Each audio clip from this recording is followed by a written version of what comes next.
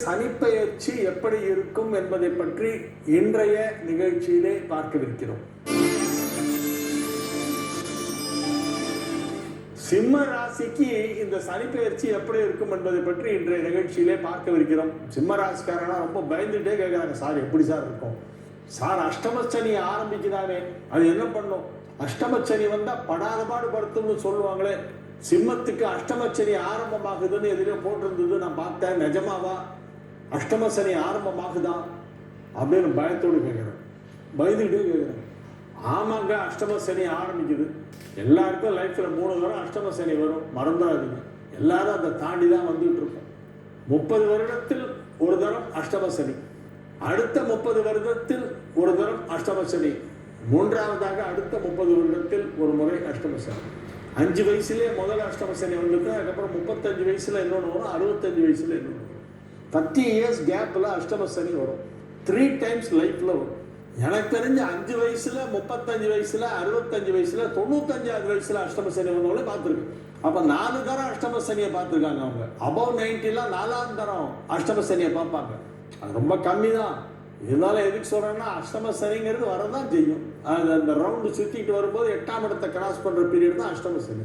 8ஆம் இடத்தை சனி கடக்கும் போது அதற்கு பெயர் அஷ்டம சனி. அஷ்டமம் நக்க 8. 8ஆம் இடத்தை சனி கடக்கிறது என்றால் அதற்கு பெயர் அஷ்டம சனி. சரி, அது என்ன பண்ணும்?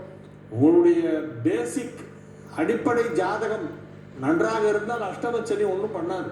சில பேருக்கு பிறக்கும் போதே அஷ்டம சனி இருக்கும். ராசியும் சனியும் ஒன்றுக்கு ஒன்று 8, 6, 6, 8 இருக்கும்.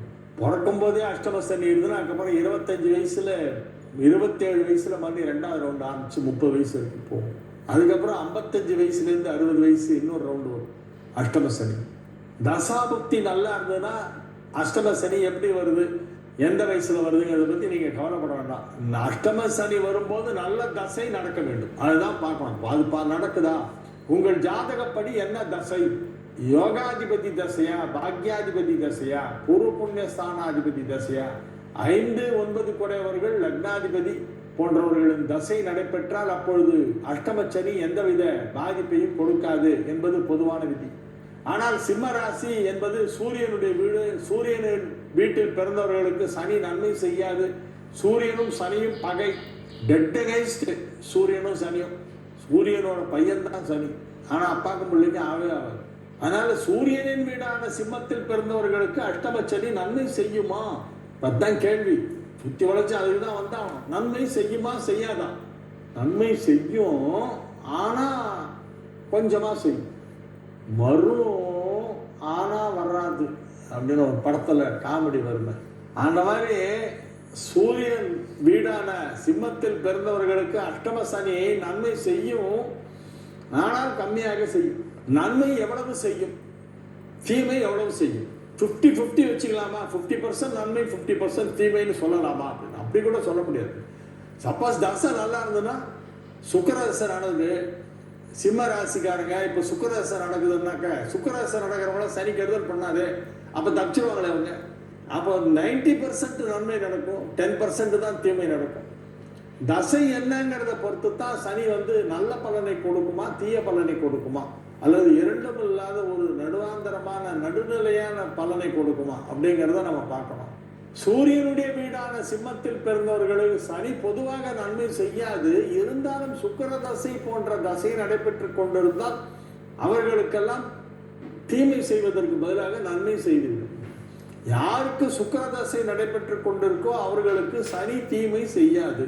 அவங்க சிம்ம ராசியா இருந்தாலும் சரி, மீன ராசியா இருந்தாலும் சரி, சுக்கிர தசை நடைபெற்று கொண்டிருப்பவர்களுக்கு தீமை செய்யாது அப்படிங்கிறத மட்டும் நிச்சயமா சொல்லலாம். ஃபர்ஸ்ட் பாயிண்ட் அது சொல்லிடுறேன்.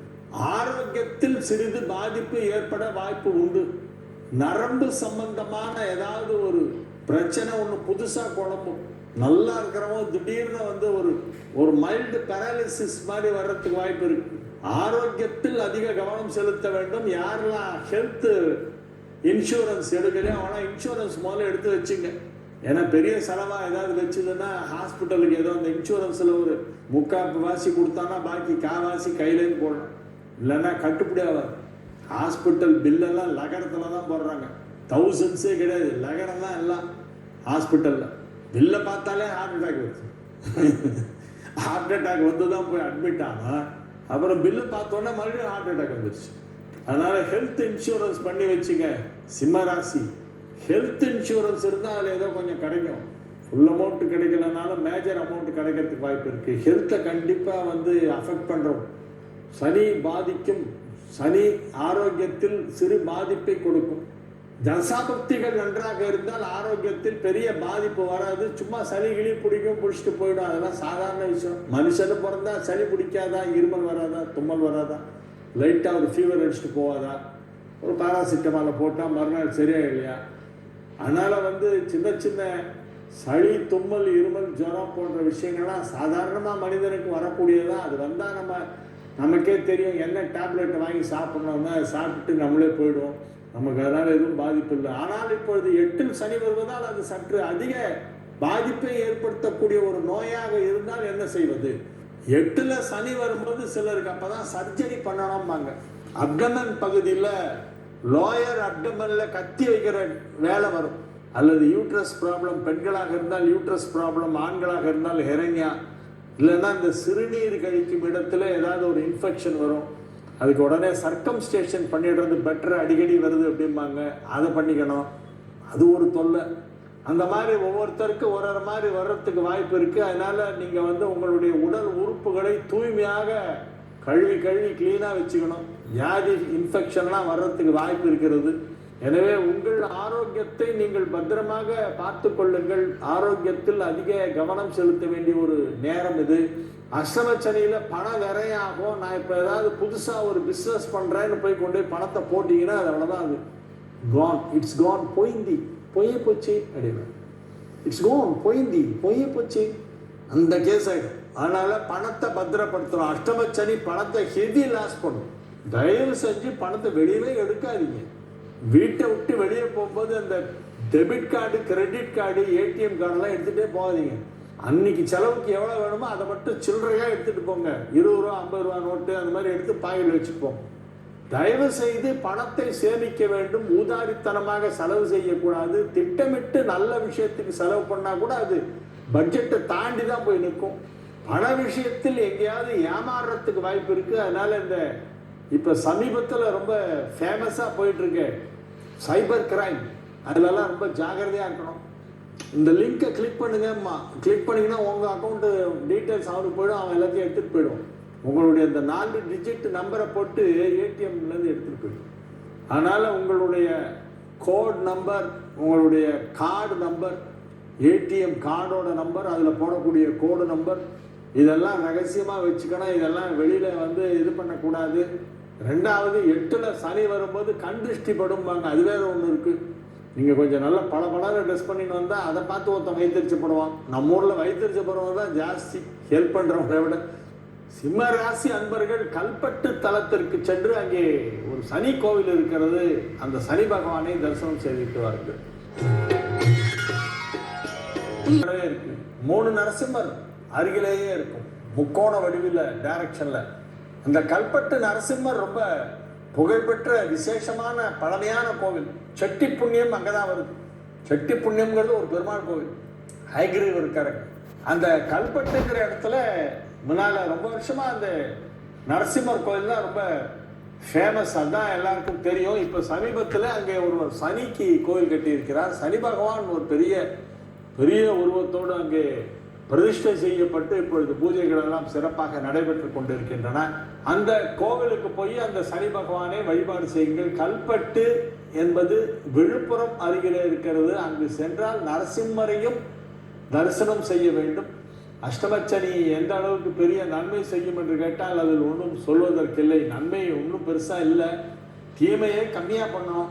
தீமையை கம்மி பண்ணுறதுக்கு என்ன பண்ணோம்னா சிவனை கும்பிடணும். கோளறுபதிகம் தினசரி வாசிக்கலாம். கோளறுபதிகம்ங்கிறது ரொம்ப பவர்ஃபுல்லான ஒரு மந்திரம். வேயிரு தோழி பங்கன் விடமுண்ட கண்டன் மிக நல்ல வேணை தடவி. இதான் முதல் வரி. வேயிரு தோழி பங்கன் விடமுண்ட கண்டன் மிக நல்ல வேணை தடவி. மாசரு திங்கள் கங்கை முடிமேல் அணிந்து என் உளமே புகுந்த அதனால். திங்களும் கங்கையும் யாரு அணிஞ்சிருக்கிறாங்க? சிவபெருமான். திங்கள்னா சந்திர பிறை, கங்கைனா தலையிலேருந்து கங்காதேவி விட்டுருவார். மாசரு திங்கள் கங்கை முடிமேல் அணிந்து என் உளமே புகுந்த அதனால் அந்த சிவபெருமானை வழிபடுவதால் நவகிரகங்கள் நமக்கு சாதகமான பலனை கொடுக்கும். தீமை செய்ய வேண்டிய இடத்தில் கூட அவ்வளவா தீமை செய்யாமல் விட்டுவிடும். சனி நமக்கு சாதகமாக நன்மை செய்ய வேண்டுமானால் சிவன் அருள் இருந்தால் போதும்.